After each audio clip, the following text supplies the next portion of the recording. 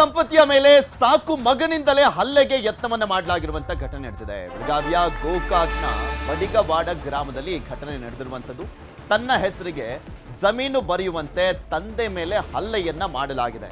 ಬೆಳಗಾವಿಯ ಗೋಕಾಕ್ನ ಬಡಿಗವಾಡ ಗ್ರಾಮದಲ್ಲಿ ಘಟನೆ ನಡೆದಿದೆ. ತನ್ನ ಹೆಸರಿಗೆ ಜಮೀನು ಬರೆಯುವಂತೆ ತಂದೆ ಮೇಲೆ ಹಲ್ಲೆಯನ್ನ ಮಾಡಲಾಗಿರುವಂತದ್ದು. ಸಾಕು ಮಗ ಸಂಜು ಎಂಬಾತನಿಂದ ತಂದೆಯ ಮೇಲೆ ಹಲ್ಲೆಗೆ ಯತ್ನ ಮಾಡಲಾಗಿದೆ. ಸಾಕು ಮಗ ಆತನಿಗೆ ಇದ್ದಂಥ ಮಗು ಅಲ್ಲ, ಸಾಕೊಂಬಂದಿದ್ರು. ಆತನೇ ಈಗ ಹಲ್ಲೆಯನ್ನು ಮಾಡಿದ್ದಾನೆ. ಮಕ್ಕಳಿಲ್ಲ ಅನ್ನೋ ಕಾರಣಕ್ಕೆ ಸಂಬಂಧಿಕರ ಮಗುವನ್ನ ದತ್ತು ತಗೊಂಡು ಸಾಕ್ತಾ ಇದ್ರು. ಜಮೀನು ಕೊಡುವಂತ ವಿಚಾರಕ್ಕೆ ಜಗಳ ತೆಗೆದು ಹಲ್ಲೆಗೆ ಯತ್ನ ಮಾಡಲಾಗಿದೆ. ಇದಕ್ಕೆ ವಿರೋಧಿಸಿದ್ದಂತ ಸಾಕು ತಂದೆ ಲಕ್ಕಪ್ಪ ಪಾವಾಡಿಗೆ ಕಿರುಕುಳವನ್ನ ಕೊಡಲಾಗಿದೆ. ಕಳೆದ 1 ತಿಂಗಳ ಹಿಂದೆ ನಡೆದಂತ ಗಲಾಟೆ ವಿಡಿಯೋ ಈಗ ವೈರಲ್ ಆಗಿದೆ. ಘಟಪ್ರಭಾ ಪೊಲೀಸ್ ಠಾಣೆಯಲ್ಲಿ ಪ್ರತಿ ದೂರು ದಾಖಲಾಗಿದೆ.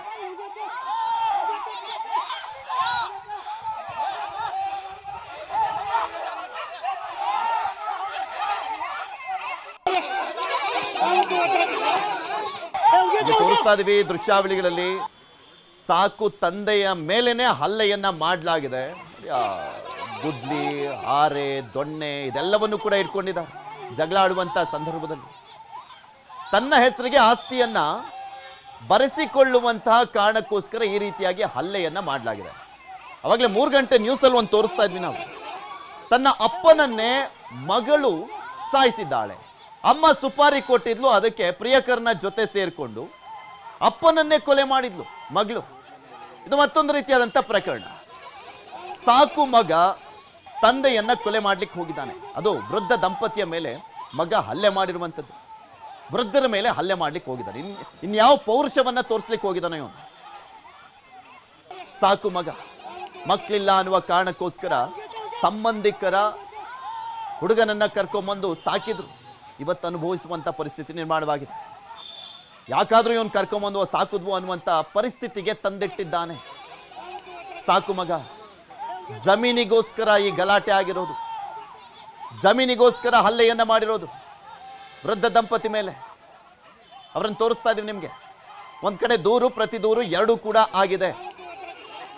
ಈಗಿನ ಕಾಲದಲ್ಲಿ ಹೆಣ್ಣು ಹೊನ್ನು ಮಣ್ಣಿಗೋಸ್ಕರ ಏನು ಮಾಡ್ಲಿಕ್ಕಾದ್ರೂ ರೆಡಿ ಇದ್ದಾರೆ ಜನ.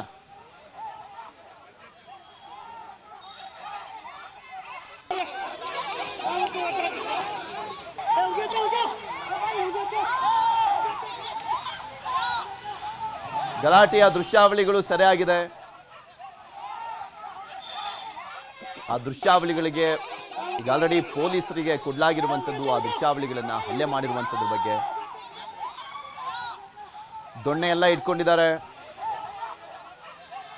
ಹಾಗೆ ಗುದ್ಲಿ ಎಲ್ಲ ಇಟ್ಕೊಂಡಿರುವಂಥದ್ದು. ಗನ್ ಕೂಡ ಇದ್ದಂತೆ ಕಾಣಿಸ್ತಾ ಇದೆ. ಅಲ್ಲಿ ಗನ್ ಇಟ್ಕೊಂಡಿದ್ದಾನೆ ನೋಡಿ ನಿಮ್ಗೆ. ಒಬ್ಬ ಅಲ್ಲಿ ಗನ್ ಇಟ್ಕೊಂಡಿದ್ದಾನೆ. ಗನ್ನು ರಕ್ಷಣೆ ಕೊಟ್ರೆ ಇವ್ರು ಹೊಡೆದಾಕೊಡೋಕ್ಕೆ ಯೂಸ್ ಮಾಡ್ಕೊಳ್ತಾ ಇದ್ದಾರೆ. ಈ ರೀತಿಯಾಗಿ ಗನ್ನನ್ನ ತೆಗೆದಂತ ಸಂದರ್ಭದಲ್ಲಿ ಆ ಗನ್ ಲೈಸೆನ್ಸ್ ಕೂಡ ರದ್ದು ಮಾಡುವಂತ ಸಾಧ್ಯತೆ ಇರುತ್ತೆ. ಕೆಲವರು ಹಂದಿ ಹೊಡಿಲಿಕ್ಕೆಲ್ಲ ಯೂಸ್ ಮಾಡ್ತಾ ಇರ್ತಾರೆ. ನಾಡ ಬಂದೂಕು ಅಂತ ಕಾಣಿಸುತ್ತೆ. ಅದು ನಾಡ ಬಂದೂಕನ್ನ ಇಟ್ಕೊಂಡಿದ್ದಾನೆ ಒಬ್ಬ ಹುಡುಗ, ಮತ್ತೊಬ್ಬ ಗುದ್ಲೆ ಇಟ್ಕೊಂಡಿದ್ದಾನೆ, ಇನ್ನೊಬ್ಬ ಹಾರೆ ಇಟ್ಕೊಂಡಿದ್ದಾನೆ, ಇನ್ನೊಬ್ಬ ದೊಣ್ಣೆ ಇಟ್ಕೊಂಡಿದ್ದಾನೆ. ವೃದ್ಧರ ಮೇಲೆ ಅಟ್ಯಾಕ್ ಮಾಡಲಾಗ್ತಾ ಇದೆ.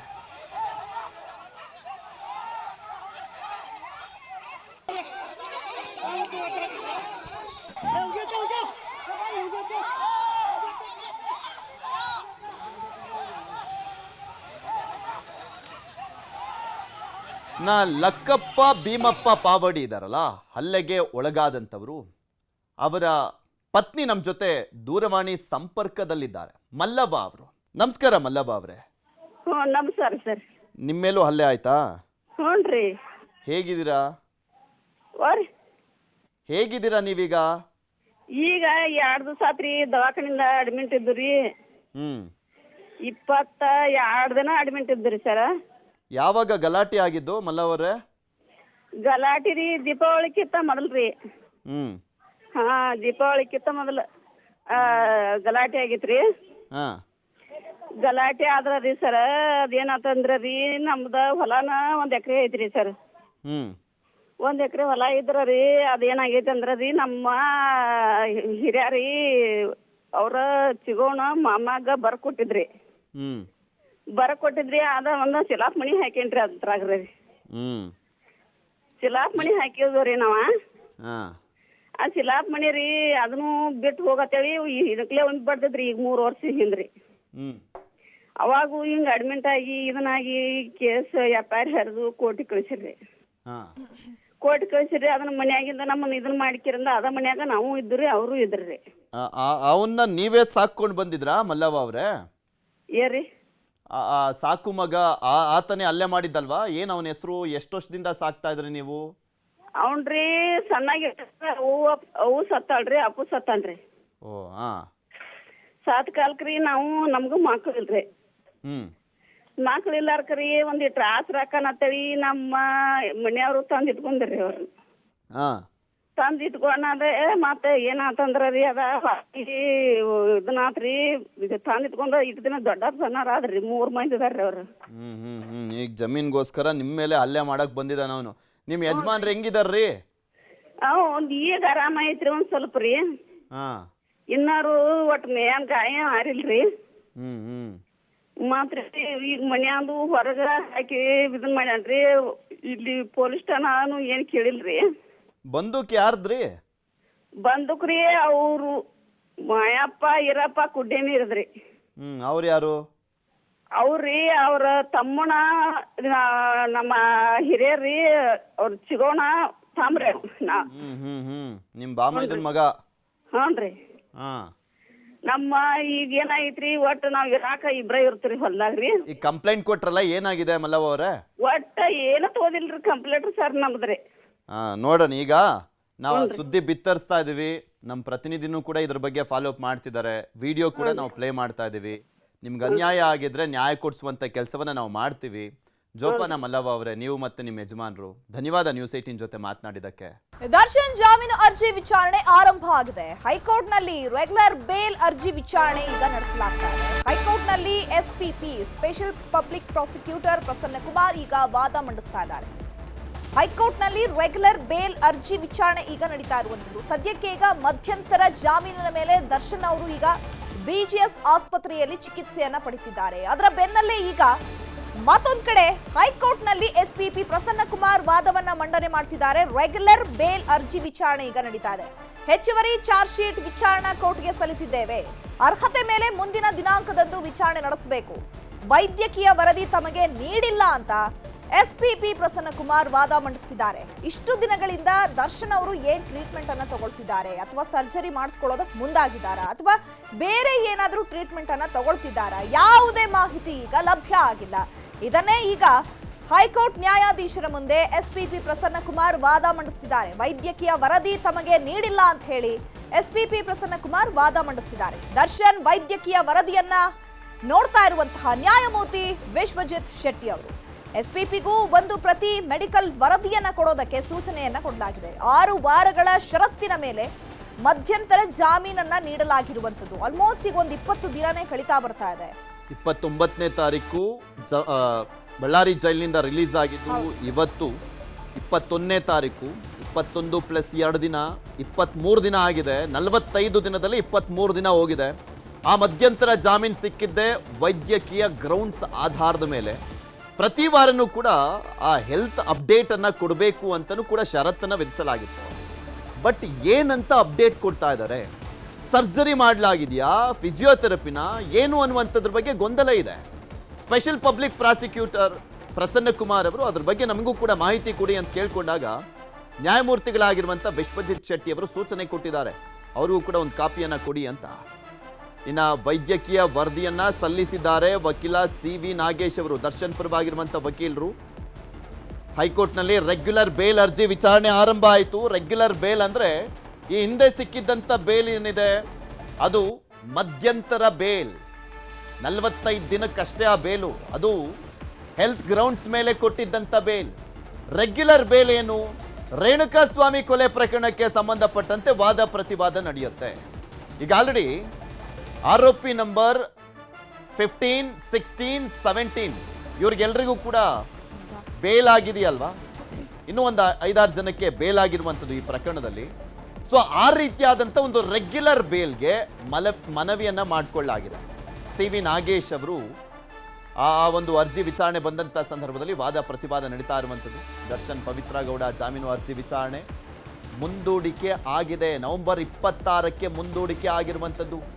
ಶನಿವಾರ ವಿಚಾರಣೆ ಆಗಲಿ ಅಂತ ಪವಿತ್ರ ಗೌಡ ಪರ ವಕೀಲ ಟಾಮಿ ಸೆಬಾಸ್ಟಿಯನ್ ಹೇಳಿದ್ರು. ಸೊ 26ಕ್ಕೆ ಮುಂದೂಡಿಕೆ ಮಾಡಲಾಗಿದೆ. ಸೆಷನ್ಸ್ ಕೋರ್ಟ್ನಲ್ಲಿ ಅಂದರೆ ಕೆಳ ಹಂತದ ನ್ಯಾಯಾಲಯದಲ್ಲಿ ಜಾಮೀನು ರಿಜೆಕ್ಟ್ ಆಗಿತ್ತು. ದರ್ಶನ್ ಸೇರಿದಂತೆ ಪವಿತ್ರ ಗೌಡ ಸೇರಿದಂತೆ ಸಾಕಷ್ಟು ಜನರ ಜಾಮೀನು ರಿಜೆಕ್ಟ್ ಆಗಿತ್ತು 57ನೇ ACMM ಕೋರ್ಟ್ನಲ್ಲಿ. ಈಗ ಹೈಕೋರ್ಟ್ನಲ್ಲಿ ಅದರ ಬಗ್ಗೆ ಅರ್ಜಿ ವಿಚಾರಣೆ ನಡೀತಾ ಇತ್ತು. 26ಕ್ಕೆ ಮುಂದೂಡಿಕೆ ಆಗಿದೆ. ಮುಂದಿನ ವಿಚಾರಣೆಯನ್ನ ನವೆಂಬರ್ 26ನೇ ತಾರೀಕು ಅಂದ್ರೆ ಮುಂದಿನ ವಾರ ಮಂಗಳವಾರ ವಿಚಾರಣೆಗೆ ಕೈಗೆತ್ತಿಕೊಳ್ಳಲಾಗಿದೆ. ಅಂದ್ರೆ ದರ್ಶನ್ ಅವರು ಇಷ್ಟು ದಿನ ಹೊರಗಡೆ ಇದ್ರೂ ಕೂಡ BGS ಆಸ್ಪತ್ರೆಯಲ್ಲಿ ಚಿಕಿತ್ಸೆಯನ್ನ ಪಡ್ಕೊಳ್ತಾ ಇದ್ರು ಕೂಡ ಯಾವುದೇ ಅಪ್ಡೇಟ್ ಸಿಕ್ಕಿಲ್ಲ SPP ಅವರಿಗೆ. ಇದನ್ನೇ ನ್ಯಾಯಮೂರ್ತಿಗಳ ಮುಂದೆ ವಿಶ್ವಜಿತ್ ಶೆಟ್ಟಿ ಇದಾರಲ್ಲ, ನ್ಯಾಯಮೂರ್ತಿಗಳ ಮುಂದೆ ಅವರು ವಾದವನ್ನ ಮಂಡನೆ ಮಾಡಿದ್ರು. ಬಟ್ ಅವರೀಗ CV ನಾಗೇಶ್ ಅವರು ಮಂಡಿಸಿರುವಂತಹ ಒಂದು ಮೆಡಿಕಲ್ ರಿಪೋರ್ಟ್ ಅನ್ನ ಸೊ ಇವರಿಗೂ ಒಂದು ಕಾಪಿ ಕೊಡಿ ಅಂತ ಹೇಳಿದ್ದಾರೆ. ಸದ್ಯಕ್ಕೀಗ ದರ್ಶನ್ ಹಾಗೆ ಪವಿತ್ರ ಗೌಡ ಜಾಮೀನು ಅರ್ಜಿ ಮುಂದೂಡಿಕೆ ಆಗಿದೆ. ನವೆಂಬರ್ 26ಕ್ಕೆ ಜಾಮೀನು ಅರ್ಜಿ ಮುಂದೂಡಿಕೆ ಆಗಿದೆ. ವಿಚಾರಣೆ ನವೆಂಬರ್ 26ಕ್ಕೆ ನಿಗದಿಪಡಿಸಿದೆ ಹೈಕೋರ್ಟ್. ಮತ್ತೊಂದ್ ಕಡೆ ಈಗ ಪವಿತ್ರ ಹಾಗೆ ದರ್ಶನ್ಗೆ ನಿರಾಸೆಯಾಗಿರುವಂಥದ್ದು ರೆಗ್ಯುಲರ್ ಬೇಲ್. ಇದು ಅವರು ರೇಣುಕಾಸ್ವಾಮಿ ಕೊಲೆ ಪ್ರಕರಣಕ್ಕೆ ಸಂಬಂಧಪಟ್ಟಂತೆ ಅರ್ಜಿಯನ್ನ ಹಾಕಿದ್ರಲ್ಲ, ಅದರ ವಿಚಾರಣೆ ಕೂಡ ಇವತ್ತಿತ್ತು. ಈಗ ಹೈಕೋರ್ಟ್ ಅದನ್ನ ನವೆಂಬರ್ 26ಕ್ಕೆ ನಿಗದಿಪಡಿಸಿದೆ. ಅವತ್ತು ಮತ್ತೆ ವಾದ ಪ್ರತಿವಾದವನ್ನ ಆಲಿಸಿ ಏನ್ ಆಗತ್ತೆ, ದರ್ಶನ್ ಭವಿಷ್ಯ ಏನಾಗತ್ತೆ, ಬೇಲ್ ಸಿಗುತ್ತಾ, ಅದರ ಮಧ್ಯದಲ್ಲೇ ಈಗ ಪೊಲೀಸ್ ಅಧಿಕಾರಿಗಳು ಕೂಡ ಮತ್ತೊಂದ್ ಕಡೆ ಆ ಮಧ್ಯಂತರ ಜಾಮೀನ್ ಏನ್ ಕೊಟ್ಟಿದೆಯಲ್ಲ ಕೋರ್ಟ್, ಅದನ್ನು ಕೂಡ ಸ್ಥಗಿತ ಮಾಡಬೇಕು, ಇದಕ್ಕೇನಾದ್ರೂ ಕಡಿವಾಣ ಹಾಕಬೇಕು ಅಂತ ಹೇಳಿ ಅವರು ಕೂಡ ಮತ್ತೊಂದ್ ಕಡೆ ಸಿದ್ಧತೆಗಳನ್ನ ನಡೆಸ್ತಾ ಇದ್ದಾರೆ. ಯಾಕಂದ್ರೆ BGS ಆಸ್ಪತ್ರೆಯಲ್ಲಿ ಇದ್ರೂ ಕೂಡ ಯಾವುದೇ ಮೆಡಿಕಲ್ ಅಪ್ಡೇಟ್ ಸಿಗ್ತಾ ಇಲ್ಲ. ಇವರು ಸರ್ಜರಿಯನ್ನ ಮಾಡಿಸ್ಕೊಳ್ತಿದಾರಾ ಅಥವಾ ಫಿಸಿಯೋಥೆರಪಿ ಮೊರೆ ಹೋಗಿದಾರಾ, ಇಲ್ಲ ಬೇರೆ ಏನಾದ್ರೂ ಟ್ರೀಟ್ಮೆಂಟ್ ತಗೊಳ್ತಿದಾರಲ್ಲ, ಆ ಟ್ರೀಟ್ಮೆಂಟ್ ಅಪ್ಡೇಟ್ಸ್ ಆದ್ರೂ ಬೇಕಲ್ಲ. ಏನು ಇಲ್ಲದೆ ಮಧ್ಯಂತರ ಜಾಮೀನು 45 ದಿನಗಳ ಕಾಲ ಕೊಡೋದಕ್ಕಾಗೋದಿಲ್ಲ. ಈಗ ಕೊಟ್ಟಿರುವಂತಹ 45 ದಿನಗಳ ಮಧ್ಯಂತರ ಜಾಮೀನಿಗೆ ಅದು ಮೆಡಿಕಲ್ ಗ್ರೌಂಡ್ ಮೇಲೆ ಕೊಟ್ಟಿರೋದ್ರಿಂದ ಪ್ರತಿಯೊಂದು ಕ್ಷಣದ ಮಾಹಿತಿ ಅಥವಾ ಒಂದು ವಾರದಲ್ಲಿ ಏನ್ ಟ್ರೀಟ್ಮೆಂಟ್ ತಗೊಂಡಿದ್ದೀವಿ ಅನ್ನುವಂಥದ್ದನ್ನ ಕೂಡ ಕೋರ್ಟ್ಗೆ ಸಬ್ಮಿಟ್ ಮಾಡಬೇಕಾಗತ್ತೆ. ಬಟ್ ಇಲ್ಲಿ ಸ್ಪೆಷಲ್ ಪಬ್ಲಿಕ್ ಪ್ರಾಸಿಕ್ಯೂಟರ್ ಆಗಿರುವಂತಹ ಪ್ರಸನ್ನ ಕುಮಾರ್ ಅವರಿಗೆ ಅದರ ಕಾಪಿನೇ ಸಿಕ್ಕಿಲ್ಲ. ಬಟ್ ಏನಾಗಿದೆ ದರ್ಶನ್ ಅವರಿಗೆ ಅಂತಾನೂ ಗೊತ್ತಿಲ್ಲ. ಅದನ್ನೇ ಈಗ ನ್ಯಾಯಮೂರ್ತಿಗಳ ಮುಂದೆ ಅವರು ವಾದವನ್ನ ಮಂಡಿಸಿದ್ದಾರೆ. ನ್ಯಾಯಮೂರ್ತಿಗಳು ವಿಶ್ವಜಿತ್ ಶೆಟ್ಟಿ ಅವರು ಈಗ ನವೆಂಬರ್ 26ಕ್ಕೆ ಈ ವಿಚಾರಣೆಯನ್ನ ಮುಂದೂಡಿಕೆ ಮಾಡಿದ್ದಾರೆ.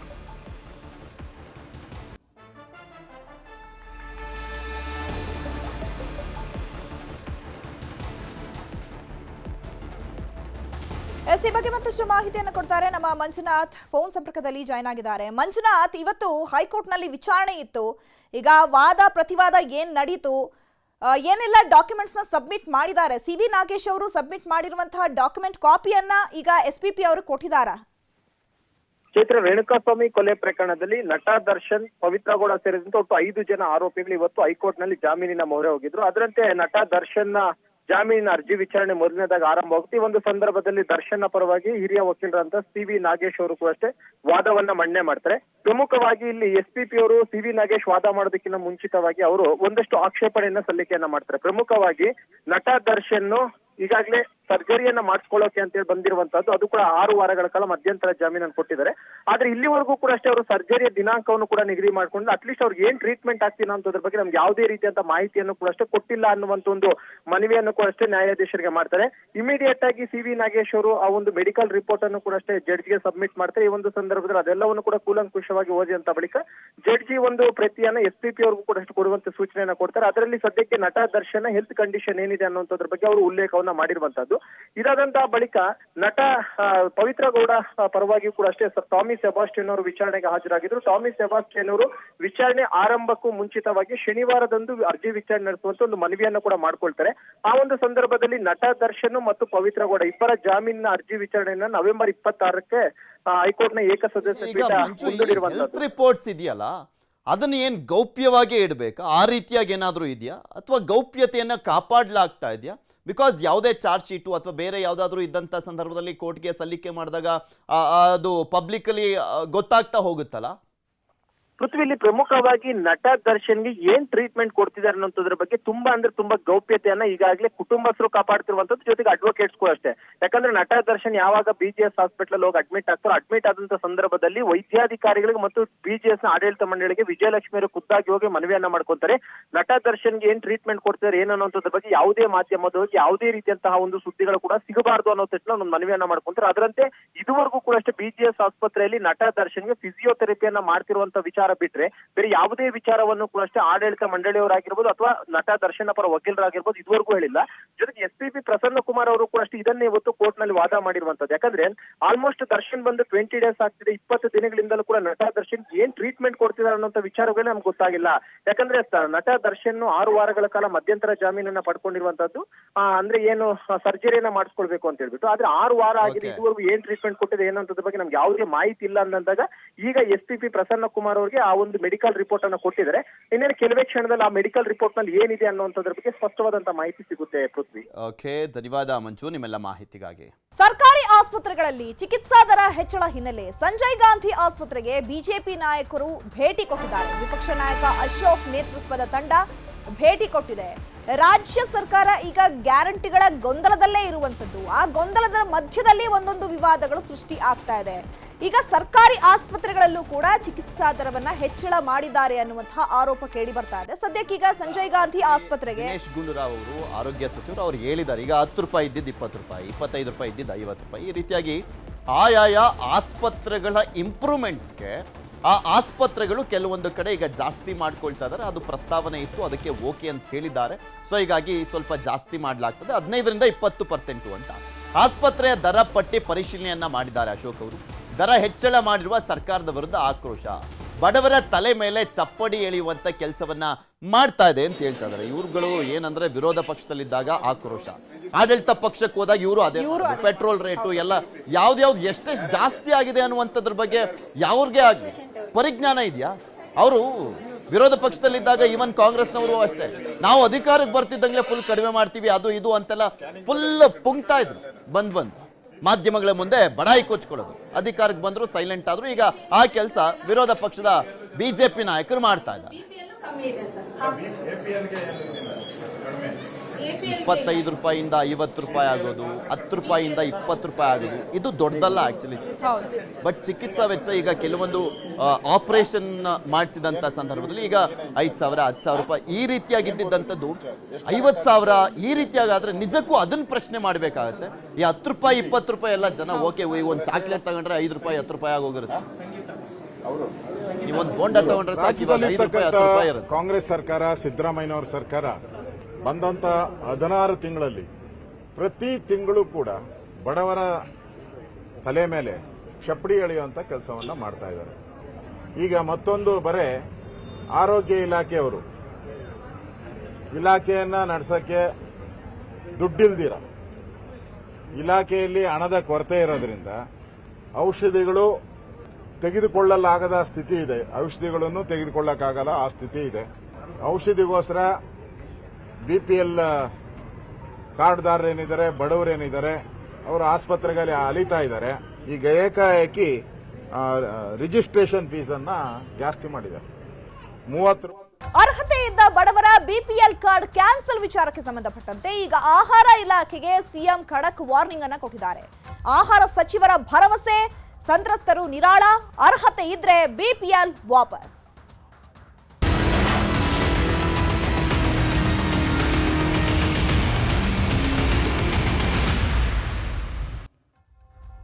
ಬಿಪಿಎಲ್ ಕಾರ್ಡ್ಗಳ ರದ್ದು ನ್ಯೂಸ್ 18 ನಿರಂತರ ವರದಿಯನ್ನ ಪ್ರಸಾರ ಮಾಡಿತ್ತು. ಈ ವಿಚಾರ ಮುನ್ನೆಲೆಗೆ ಬರ್ತಿದ್ದ ಹಾಗೆ ಸಾಕಷ್ಟು ಪ್ರಶ್ನೆಗಳನ್ನ ಕೂಡ ಕೇಳಲಾಗಿತ್ತು. ಹಾಗೆ ರಿಯಾಲಿಟಿ ಚೆಕ್ ಅನ್ನ ಕೂಡ ಮಾಡಿದ್ವಿ. ಅರ್ಹರ ಬಿಪಿಎಲ್ ಕಾರ್ಡ್ ಕೂಡ ರದ್ದಾಗಿತ್ತು, ರದ್ದು ಮಾಡಿತ್ತು ಸರ್ಕಾರ.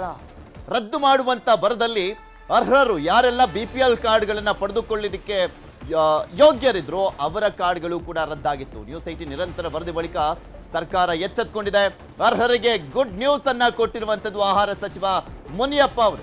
ಒಂದು ವಾರದಲ್ಲಿ ಅರ್ಹರ ಬಿಪಿಎಲ್ ಕಾರ್ಡ್ ವಾಪಸ್ ಎಂಬ ಭರವಸೆಯನ್ನ ಕೊಟ್ಟಿದ್ದಾರೆ. ಇದು ನ್ಯೂಸ್ 18 ನಿರಂತರ ವರದಿಯ ಬಿಗ್ ಇಂಪ್ಯಾಕ್ಟ್. ಬಿಕಾಸ್ ಯಾರಿಗೆ ಬಿಲೋ ಪಾವರ್ಟಿ ಲೈನ್ ಇದ್ದಾರೆ ಅವರಿಗೆ ಬಿಪಿಎಲ್ ಕಾರ್ಡ್ ಹೋಗಬೇಕು. ಅಂತವರ ಕಾರ್ಡ್ ಅನ್ನ ಕೂಡ ರದ್ದು ಮಾಡಿದ್ದಕ್ಕೆ ಸಾಕಷ್ಟು ಆಕ್ರೋಶ ವ್ಯಕ್ತವಾಗಿತ್ತು. ನ್ಯೂಸ್ 18 ವರದಿ ಬಿತ್ತರಾದ ಮೇಲೆ ವಿರೋಧ ಪಕ್ಷದವರು ಕೂಡ ವಿರೋಧವನ್ನು ಮಾಡಿದ್ರು. ಇದೇ ವಿಚಾರಕ್ಕೆ ಸಂಬಂಧಪಟ್ಟಂತೆ KH ಮುನಿಯಪ್ಪ ಅವರು ನ್ಯೂಸ್ 18 ಜೊತೆ ಮಾತನಾಡಿದ್ದಾರೆ. ಅವರನ್ನ ನಮ್ಮ ಪ್ರತಿನಿಧಿ ಹೆಬ್ಬಾಕ ತಿಮ್ಮೇಗೌಡ ಮಾತನಾಡಿಸಿದ್ದಾರೆ. ನೋಡೋಣ. ಬಿಪಿಎಲ್ ಕಾರ್ಡ್ ರದ್ದತಿ ಗೊಂದಲಕ್ಕೆ ತೆರೆ ಎಳೆಯುವಂತ ಒಂದು ಪ್ರಯತ್ನಕ್ಕೆ ರಾಜ್ಯ ಸರ್ಕಾರ ಮುಂದಾಗಿದೆ. ಬನ್ನಿ, ಈ ಸಂಬಂಧವಾಗಿ ನಮ್ಮ ಜೊತೆ ಮಾತನಾಡೋದಕ್ಕೆ ಖುದ್ದು ಆಹಾರ ಸಚಿವ KH ಮುನಿಯಪ್ಪನವರೇ ಇದ್ದಾವೆ, ಮಾತಾಡಿಸ್ತೀನಿ. ಸರ್, ನಿಮ್ಮಂತ ಸೀನಿಯರ್ ಮಿನಿಸ್ಟರ್ ಇದ್ರೂ ಕೂಡ ಇಂಥದ್ದೊಂದು ಗೊಂದಲ ಯಾಕೆ ನಿರ್ಮಾಣ ಆಯಿತು ಸರ್? ಇದು ಗೊಂದಲ ಇಲ್ಲ. ಕೇಂದ್ರ ಸರ್ಕಾರದ ಗೈಡ್ಲೈನ್ಸ್ ಅಲ್ಲಿ ಇದನ್ನೆಲ್ಲ ಪರಿಷ್ಕರಣೆ ಮಾಡುವಂಥದ್ದು ಕಾನೂನುಬದ್ಧವಾಗಿ ಮಾಡಿದ್ದೀವಿ. ಎಲ್ಲೋ 1% 2% ಮಾಡುವಂಥ ಕಾಲದಲ್ಲಿ BPL ಕಾರ್ಡವರು ಇವತ್ತು ನಮಗೆ ಹಕ್ಕಿ ಸಿಕ್ಕಿಲ್ಲ ಅಂತ ಹೇಳಿದ್ದಾರೆ. ಅದಕ್ಕೆ ಮಾನ್ಯ ಮುಖ್ಯಮಂತ್ರಿಗಳು ಒಂದು ತೀರ್ಮಾನ ತೆಗೆದುಕೊಂಡಿದ್ದಾರೆ. ಇನ್ಕಮ್ ಟ್ಯಾಕ್ಸ್ ಪೇಮೆಂಟ್ ಮಾಡೋರು, ಸರ್ಕಾರಿನವರು ಬಿಟ್ಟು ಎಲ್ಲರೂ ಕೂಡ ಯಥಾಸ್ಥಿತಿ ಹಿಂದಿನ ಯಾವ ರೀತಿ BPL ಕಾರ್ಡ್ ಇತ್ತು ಅವರಿಗೆ ನೀವು ಅಕ್ಕಿ ಕೊಡಬೇಕು ಅಂತ ಹೇಳಿದ್ದಾರೆ. ಬೆಳಗ್ಗೆ ಅಧಿಕಾರಿಗಳನ್ನ ಕರೆಸೆಲ್ಲ ಮಾತಾಡಿದ್ದೀನಿ. 1 ವಾರದಲ್ಲಿ ಕರೆಕ್ಟ್ ಮಾಡಿ ಲಾಗಿನ್ ಸರ್ ಮಾಡಿ ಅವ್ರಿಗೆ ಅಕ್ಕಿ ಕೊಡ್ತೀವಿ ಅಂತ ಹೇಳಿದ್ದಾರೆ. ಬಹುತೇಕ 1 ವಾರ ಆದಮೇಲೆ ಯಥಾಸ್ಥಿತಿ ಹಿಂದೆ ಯಾವ ರೀತಿ ಅಕ್ಕಿ BPL ಕಾರ್ಡ್ ಕೊಡ್ತಿದ್ರು ಕೊಡ್ತೀವಿ. ಯಾವ ಮಾನದಂಡಗಳ ಆಧಾರದ ಮೇಲೆ ಪರಿಷ್ಕರಣೆ ನಡೀತಾ ಇದೆ ಸರ್? ಪರಿಷ್ಕರಣೆ ಗೈಡ್ಲೈನ್ಸ್ ಕೊಟ್ಟಿದ್ದಾರೆ ಕೇಂದ್ರ ಸರ್ಕಾರ. ಇನ್ಕಮ್ ಟ್ಯಾಕ್ಸ್ ಇದೆ, ಸರ್ವಿಸಲ್ಲಿರೋದಿದೆ. ಆ ರೀತಿ 4ರಿಂದ 5 ಗೈಡ್ಲೈನ್ಸ್ ಕೊಟ್ಟಿದ್ದಾರೆ. 2ಕ್ಕೆ ಸೀಮಿತವಾಗಿದ್ದೀವಿ. ಈಗ ನಾವು 2ಕ್ಕೆ ಸೀಮಿತವಾಗಿ ಇವತ್ತು ಒಂದು ನಿರ್ಣಯ ಮಾನ್ಯ ಮುಖ್ಯಮಂತ್ರಿಗಳು ಹೇಳಿದ್ದಾರೆ, ಅದನ್ನು ಮಾಡಿದ್ದೀವಿ. ಅದರಂತೆ ಇವತ್ತು ಇನ್ಕಮ್ ಟ್ಯಾಕ್ಸು ಮತ್ತು ಸರ್ವಿಸಲ್ಲಿರೋರಿಗೆ 2 ಬಿಟ್ಟರೆ ಉಳಿದವರೆಲ್ಲರಿಗೂ ಕೂಡ ನಾವು ಕೊಡೋದು. ಅವೆರಡೂ ಸೇರಿ ಕೂಡ 1,02,000 ಕಾರ್ಡ್ ಜಾಸ್ತಿ ಇಲ್ಲ. ಇನ್ನು ಉಳಿದಿದ್ದು ನಾವು 1,50,00,000 ಕಾರ್ಡ್ಗಳಿದೆ. ನಾವು ಅಂತ್ಯೋದಯ ಆಗಲಿ, BPL ಆಗಲಿ, ರಾಜ್ಯ ಸರ್ಕಾರದ್ದಾಗಲಿ ಮತ್ತು APL ಅಲ್ಲ, ಇವೆಲ್ಲ ಸೇರಿಸಿದರೆ 1,50,00,000 ಕಾರ್ಡ್. 1 ಲಕ್ಷ ನಾವು ಸ್ಟಾಪ್ ಮಾಡಿದ್ವಿ. ಗೊಂದಲ ಇಷ್ಟು ಮಾಡಿದ್ದಾರೆ BJP. ಬಡವರಿಗಾಗಿ ಯೋಜನೆಯನ್ನು ಮಾಡಿದ್ದೀವಿ. ಆ ಅಕ್ಕಿಯನ್ನು ನಾವು 1 ವಾರ ಆದಮೇಲೆ ಕೊಡ್ತೀವಿ. ಈಗ ಸಹಜವಾಗಿ ಬಹುತೇಕ ಮನೆಗಳಲ್ಲಿ ಟಿವಿ, ಫ್ರಿಡ್ಜು, ಮನೆಗೊಂದು ಅಂದರೆ ಇತ್ತೀಚೆಗೆ ಕಾರ್ಗಳನ್ನು ಕೂಡ ತೆಗೆದುಕೊಂಡಿದ್ದಾರೆ.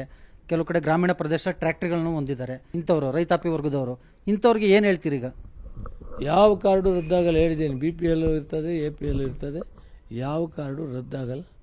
ಈಗ BPL ಕಾರ್ಡ್ ಕಳ್ಕೊಂಡಿರೋ ಅಂತಾರೆ, ಅಂದರೆ ರದ್ದಾಗಿರೋ ಅಂಥವ್ರು ಮತ್ತೆ ಅವರು BPL ಕಾರ್ಡ್ ಪಡ್ಕೊಬೇಕು ಅಂದರೆ ಯಾರನ್ನು ಸಂಪರ್ಕ ಮಾಡಬೇಕು? ಆಹಾರ ಇಲಾಖೆ ಅಧಿಕಾರಿಗಳೇ ಮನೆಗೆ ಹೋಗ್ತಾರಾ? ಅವರು ಎಲ್ಲಿ ಅಂಗಡಿಯಲ್ಲಿ ತಗೊಳ್ತಾ ಇದ್ರು ಫೇರ್ ಪ್ರೈಸ್ ಡಿಪೋ, ಆ ಡಿಪೋಗೆ 1 ವಾರ ಆದಮೇಲೆ ಹೋದರೆ ಅವ್ರಿಗೆ ಅಕ್ಕಿ ಕೊಡ್ತಾರೆ. ಸೊ ಇದಿಷ್ಟು ಆಹಾರ ಸಚಿವ KH ಮುನಿಯಪ್ಪನವರ ನೇರ ನುಡಿಗಳು. ಕ್ಯಾಮ್ರಾಮನ್ ಯೋಗೇಶ್ವರ್ ಜೊತೆ ಹೆಬ್ಬಾಕ ತಿಮ್ಮೇಗೌಡ, ನ್ಯೂಸ್ 18 ಕನ್ನಡ, ಬೆಂಗಳೂರು.